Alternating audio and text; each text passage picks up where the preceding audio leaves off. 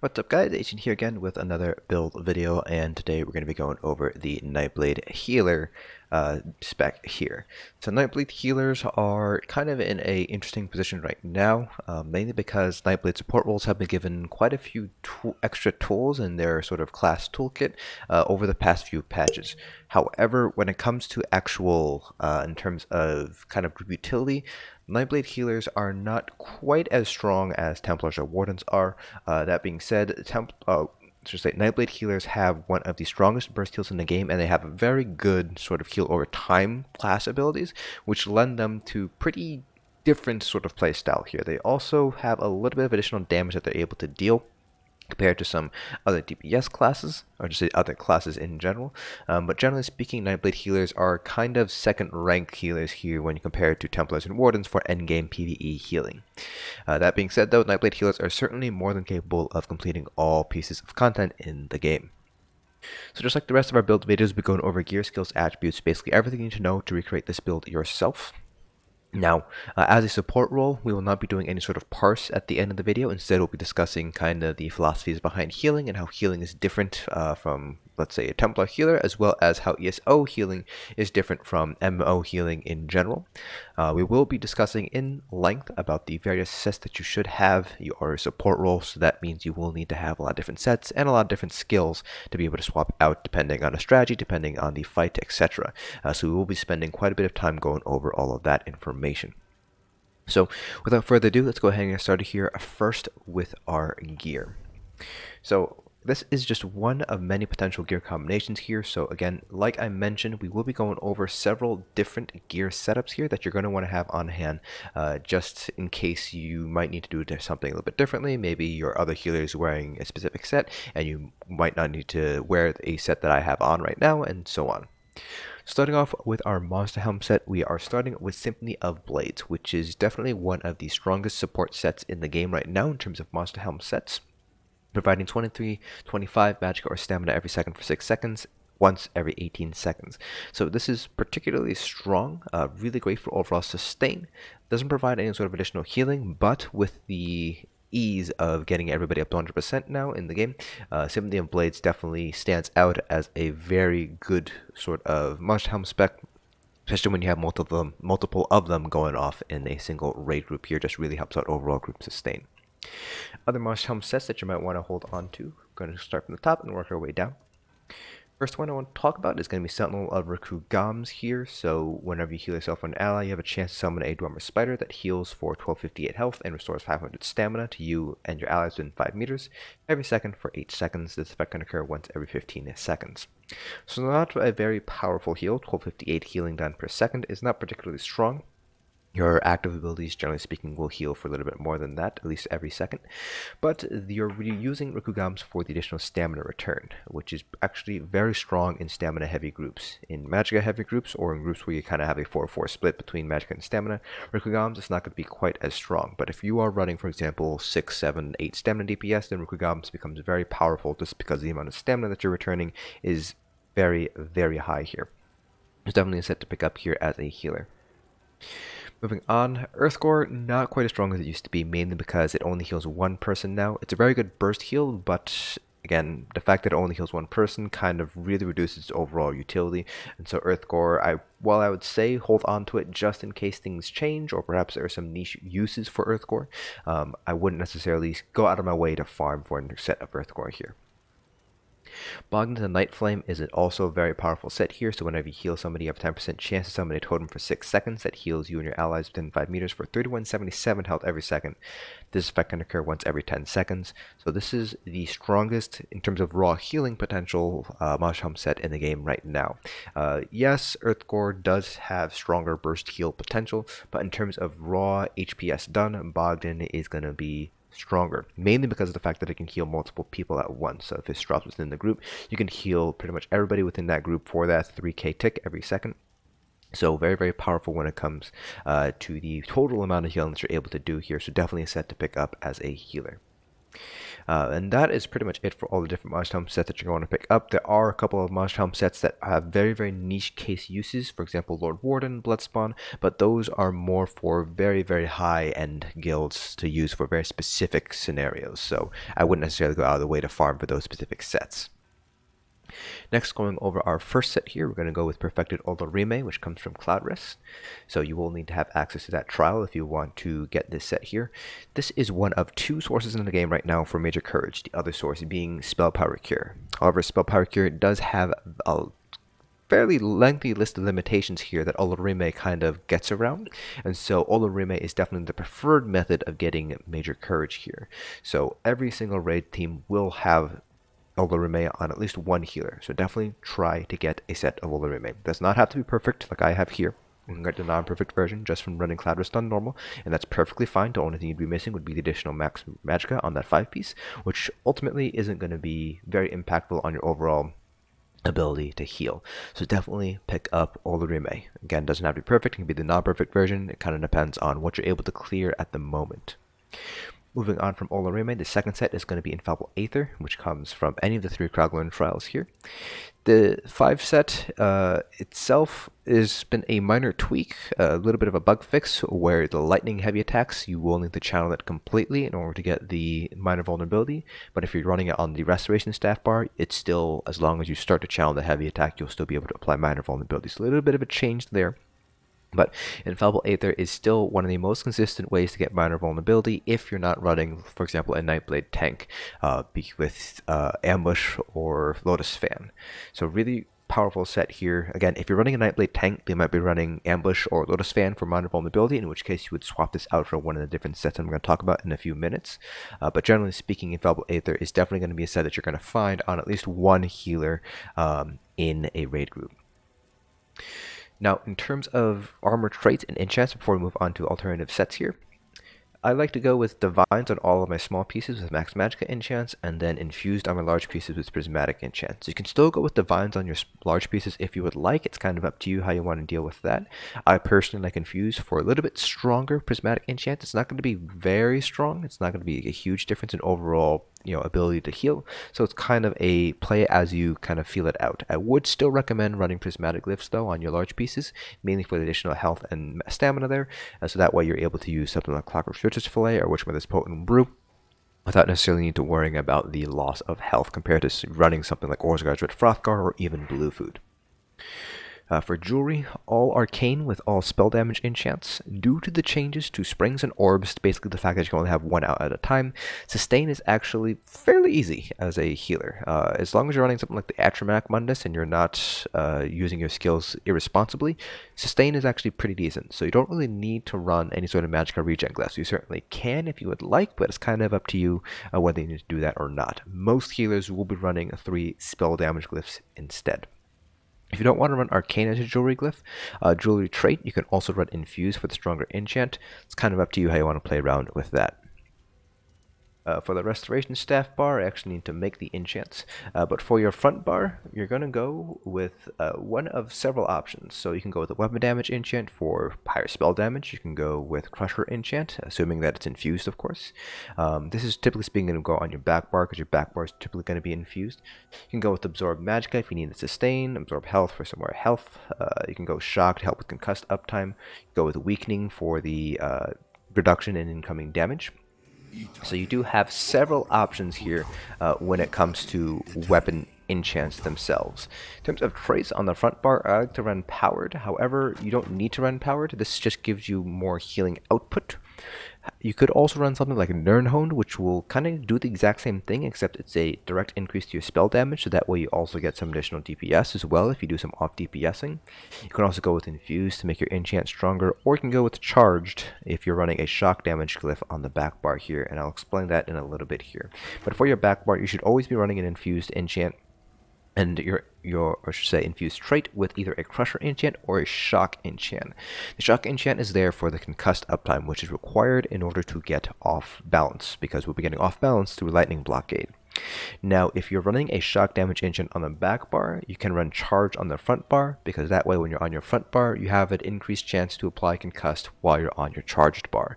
Unfortunately, if you're running charged on the back bar, it doesn't actually carry over to your front bar, and so that's why you want to go infused on the back bar here for the more frequent ticks on the shock enchant, and then you have charge on the front bar to get a higher probability of getting the concussed from your shock damage enchant there. Now, in terms of your restoration staff bar here, you can use several of what are called the unique or arena restoration staffs. So those would be the Maelstrom restoration staff, the Master's restoration staff, the Asylum restoration staff, and the Black Rose prison restoration staff. The Black Rose prison restoration staff here, the perfect version adds in additional magicka regen. The non-perfect version just completely removes the magicka regen. But with the Black Rose prison staff, Steadfast Ward applies major vitality to your target for 3 seconds. So this is pretty nice in certain scenarios where you need to meet some sort of healing check, for example, Cloud Rest Execute or Lacasti's Hard Mode. Those are the two places where I've seen the Black Rose Prison Staff being used most often. Next is the Asylum Restoration Staff, which reduces the cost of your magicka and stamina abilities by 30%, your magicka and stamina healing abilities by 30% after you use Combat Prayer for 3 seconds. The non-perfect version reduces it by 27%, so not that big of a difference. So you can pick up the non-perfect version instead if you don't have a group that's able to clear Asylum Hard Mode. A little bit less useful now in this patch, mainly because of the changes to Orbs and Healing Springs. You can only have one orb out at a time, so you're not going to be orb spamming as much. So the sustain bonus from the Asylum Restoration Staff, not quite as strong here anymore. Next you have the Master's Restoration Staff, which actually got a little bit of a buff. So the initial heal of Grand Healing, so Healing Springs or Illustrious Healing, restores 740 stamina to you and your allies affected. This is up from the 256 from elsewhere, so this is definitely a pretty sizable buff to the amount of stamina that's returned. So very similar to Sentinel and Rkugamz, the Monster Helm set that returns stamina back. This goes very well with stamina heavy groups. Again, if you kind of have like 6, 7, 8 stamina DPS, definitely a good idea to run the Massive Restoration Staff. You could still spam Illustrious Healings. You would end up replacing the one that you placed down, but you'd be able to return a lot of stamina to a lot of people if you just spam Healing Springs. So that is one way that you could use the Massive Restoration Staff. And finally, we have the Maelstrom Restoration Staff, which is not quite as useful as the rest here. So whenever you critically heal with regeneration, you restore 800 magicka, so basically just a little bit more self-sustain. Not very good for PvE, again, because of the one orb and one spring sort of change here. You're not really spamming orbs anymore, so you actually have quite a bit of time to just kind of use other abilities and to regain magicka. So not as strong as it could be in previous patches here. Now, in terms of other sets to pick up, there are quite a few sets that I do want to mention here. So, under the light dungeon sets, there is a one medium armor set that I do want to talk about, but we'll talk about in a little bit. First one, going straight down the list here, is going to be Sanctuary, which increases your healing received by 12% for you and up to 11 group members within 10 meters of you. Not a particularly strong set, surprisingly enough, mainly because of the restriction to the 10-meter radius, but also because it's very easy to overheal in this game. It's actually, you're going to be overhealing pretty much all the time as a healer. So the additional healing received is not going to be very useful in most fights. There are some niche fights where it's going to be very useful. Cloud Rest Execute, Lacasti's Hard Mode as you're progressing that. So you do want to pick up this set here for those situations, but generally speaking, you will probably not need to run Sanctuary. Next, we have Worm's Raiment, which is going to be more for groups that still have magicka DPS in the game. This reduces the cost of your magicka abilities by 4% for you and up to 11 other group members within 28 meters of you. So, with a lot of stamina DPS, this obviously becomes less and less useful. So, if you have a lot of magicka DPS, definitely pick up a set of Worms to help out your group sustain. Then we have Jorvuld's Guidance, which increases the duration of all major and minor buffs and damage shields you apply to yourself and allies by 40%. So this does not increase the duration of debuffs, so wearing this with Infallible Aether does not increase the time for minor vulnerability, does not increase the time for anything like Concussed or anything like that. It only increases the duration of buffs, so that would be things like Major Intellect, Major Force from Warhorn. Those get their duration increases there. And so Jorvuld's is nice there for the increase to the major force uptime to help overall DPS. Next, for the medium dungeon set that I mentioned earlier that you're going to want to pick up, that is going to be Hircine's and Nirn, which is basically the stamina version of Worm's Raven. Reduces the cost of stamina abilities by 4% for you and up to 11 other group members within 28 meters of you. This is a medium armor set, so you will want to get the jewelry and the weapons for this set here, because you don't want to be wearing this as your armor set, because you would end up losing all of your light armor bonuses there.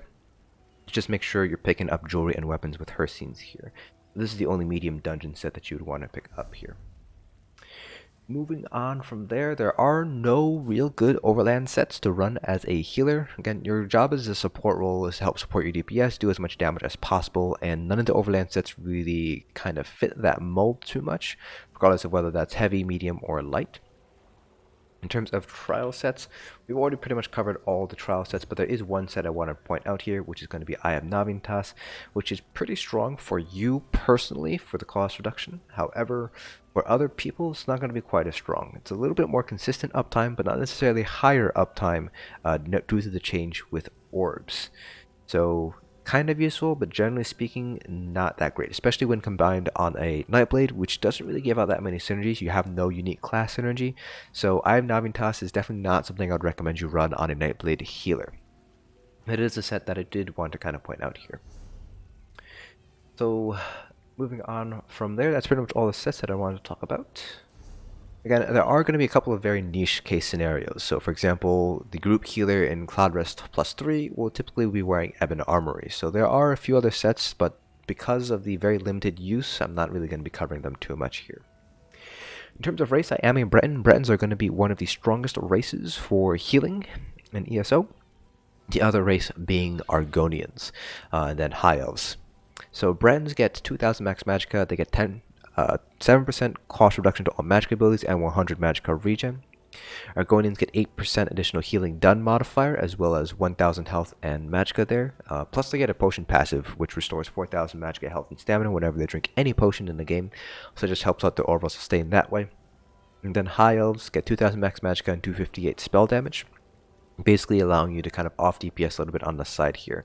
Again, sustain in Scalebreaker is quite easy on a healer because you're not orb spamming anymore, and so it might be more beneficial to run a High Elf for the additional damage bonus there, so that way when you're off DPSing, you're doing a lot more DPS that way. Plus it just increases your overall healing strength as well. And kind of related along that line, you can also go Dark Elves along that same sort of rationale behind why you would run the High Elves there, because Dark Elves also get 258 spell damage as well as 1875 max magicka. In terms of attributes, all points are going into magicka here. We should have very comfortable health here, so this is with Clockwork Search's Fillet, no points in the health, and 3 prismatic infused prismatic enchants on our large pieces there, and we're sitting at about 18k max health before Ebon, before toughness, so we're sitting pretty nicely here. So there's really no need to run any points into health unless you're not running prismatic enchants, in which case you should shift some points into health in order to make up for the loss in health, or you can run something like Orzgard's Red Frothgar rather than Clockwork Search's Fillet like I have here. General rule of thumb is to try to hit around 17 to 18k max health before Ebon and before toughness. For our Mundstone, we're going with the Atronach here for the additional magicka regen. Now, you don't necessarily need to run the Atronach. You can also run either the Ritual or the Apprentice. The Ritual will give you just raw healing done, while the Apprentice will give you spell damage. So it kind of depends on where your stats lie. So you can see here my magicka regen right now is 2278, and my spell damage is 1986. I'd like to get to around 2000 on both before any sort of buffs, so we're just barely managing to skate by here. You could, for example, drop the Atronach here, and you can replace this with something else. So right now it's boosting me by 309, so I could get rid of the Atronach and then drop my magic regen down to just under 2000, and then I can run something like the Ritual or the Apprentice for the additional spell damage, additional healing strength instead. So a little bit of flexibility there with your Mundstone. So kind of see what your build is lacking and then sort of adjust accordingly. And then food is Clockwork Search's Fillet for the health magicka and the magicka regen. Clockwork Search's Fillet is probably the best food that you can run as a healer, the next one being Witchmother's Potent Brew, and then you have Orzgard's Red Frothgar, which is just max health, 5000 max health, and 459 magicka regen, so you would be giving up some max magicka by running Orzgard's Red Frothgar, but because it's bi-stat food, you would get more health and you get more magicka regen, so kind of make that decision on your own depending on what you feel is necessary for your build. Next for our skills, starting off with our front bar here, we have Illustrious Healing, Comet Prayer, Energy Orb, Healthy Offering, Funnel Health, we have Bolstering Darkness. You can flex out Bolstering Darkness as well as Funnel Health as sees fit. Back bar, we have Elemental Drain, Blockade of Storms, Refreshing Path, Siphoning Attacks, Debilitate, which you can swap out as needed. So for example, if you're running Debilitate, you might not need to run Elemental Drain because they both provide a amount of Magicka Steal. Elemental Drain just also provides Major Breach. And you have Aggressive Warhorn here. So you can swap Debilitate out or Elemental Drain out if you feel like it. In terms of other abilities that you should have on hand here, Lotus Fan or Ambush is potentially nice for the minor vulnerability uptime, but it does require you to use it every 8 seconds, and it also does jump you. It is a teleport move, so it does jump you next to the boss. So if you need very specific positioning for your strategy, then obviously you should not be running this ability here, but it is something to kind of keep in mind as a source of minor vulnerability. You can also use SAP Essence, which is a pretty good burst heal in trash fights. Keyword there is going to be trash fights because otherwise the heal itself is actually pretty weak. So basically heals you for 2k here and then plus 20% more for each enemy hit. So you do want to hit as many enemies as you can to get a nice fat heal out of SAP Essence here. This is really nice to kind of spam as well in trash fights if you have like constant AoE damage. For example, let's say you're in Safe Mephidia with poison AoEs, you can just spam this and be able to heal things through during trash fights that way. But it's really only really useful in those trash fights. Outside of trash fights, not that great. And then the rest of staff line. Radiating regeneration is something that I would recommend potentially picking up here because it does provide 3 people with a nice heal over time. Pretty decent. The heal over time is actually pretty good as well. It takes for about 2k every second over 10 seconds, so definitely something to consider picking up here. Definitely got a little bit of a buff in terms of PvE raid environment because it now applies to 3 people rather than 2. If you ever need a shield, feel free to run Annulment, either Morph, Damp Magic, or Harness Magicka. Another fighter skilled line, pick up Ring of Preservation for the minor protection, which might be needed in some situations, not all, but some. So examples of when you would use Ring of Preservation would be if you're progressing a hard mode in Execute, or Halls of Fabrication Execute, or even Lacasti's hard mode for the beam phases, static phases. It is nice to have additional sort of minor protection there. Under the Psijic Order line, Mend Wounds, either Morph, Mend Spirit, or Symbiosis, is a good one to pick up here. It is a very strong heal. The heavy attack heal is actually one of the strongest heals in the game, but it does require you to toggle It does require a toggle. So just be a little bit mindful of that. It can be a little bit clunky to use there. Under the Indulgence line, make sure you have all of these unlocked. So you have Overflowing Altar for the Blood Feast synergy and the Minor Lifesteal. You have Shadow Soak for the damage synergy. Not quite as strong as it used to be, but still free damage. A Taunt is nice to have because there will be some strategies where you will need to taunt things. Bone Surge for the Major Vitality from the Spinal Surge synergy. And then obviously Energy Orb for the pretty massive heal that it provides to you. On the Alliance Warline, make sure to pick up Efficient Purge for those fights where you need to purge things, and then Reviving Barrier is another ultimate if you want to get some additional magic regen from the Magicka Aid passive. I just forgot to mention this as well. Soulsiphon is also a pretty decent ultimate to use as well if you just need some massive amounts of raw healing.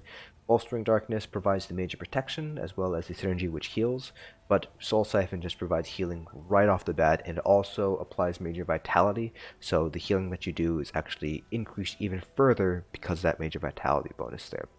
So definitely a decent ultimate to consider picking up. So that's pretty much it.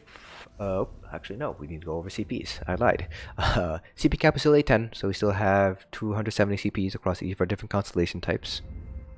So with our green CPs, make sure to get 100 into Arcanist, and then the rest of your points can really be placed wherever you'd like. So for example, I have 75 in Tenacity, but if you find yourself not really heavy attacking too much for Sustain, then you can shift points out of Tenacity, put them into other nodes. Kind of play around with it and see what is needed for your specific build, for your specific fight. So for example, I have 75 Tenacity, 31 Shadow Word, 31 Tumbling, and 33 Warlord.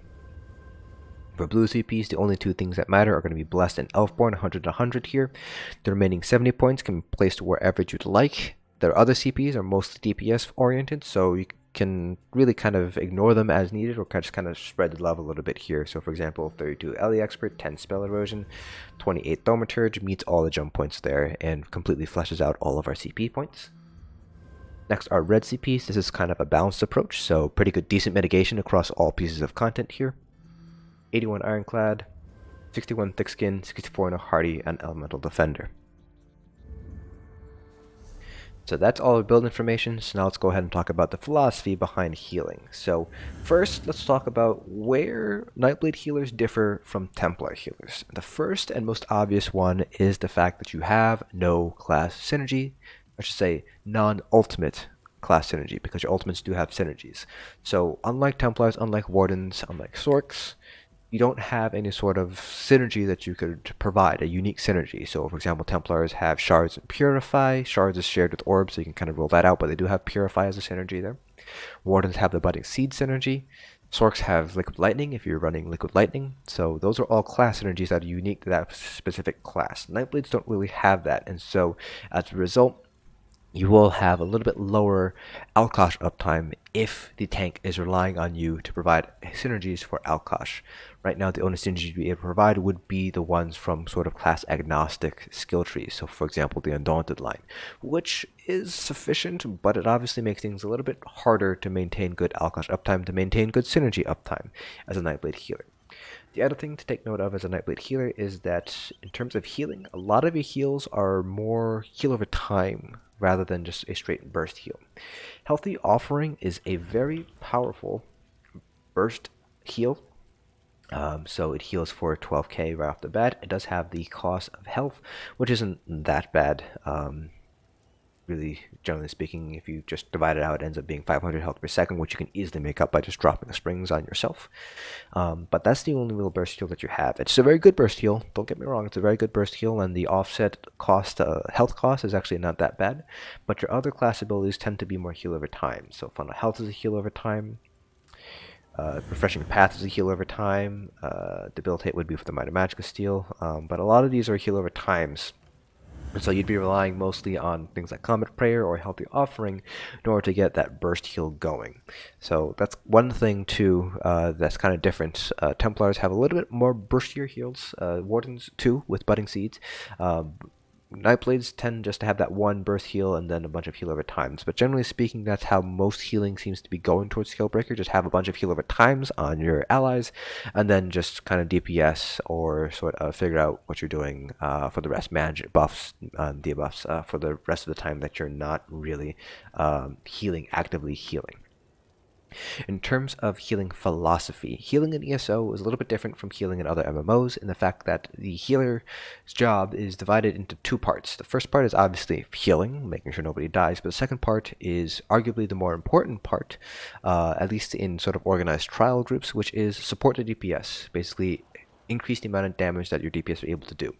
That can be done a few different ways. Mostly it's going to be through buffs and debuffs, so things like Comet Prayer, which provides Minor Berserk, which is a pretty strong buff to have on hand.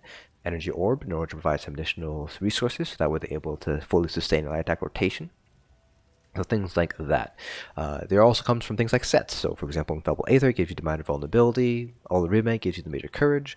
So that's what a lot of the point behind healers is. It's not really healing so much as helping to support the group in general, whether that's through increasing the damage that your DPS are able to do by using things like the Crusher Enchant, using Comet Prayer, Energy Orbs, or by decreasing the amount of damage that's incoming to the group through the use of sets like Mending or enchants like Weakening.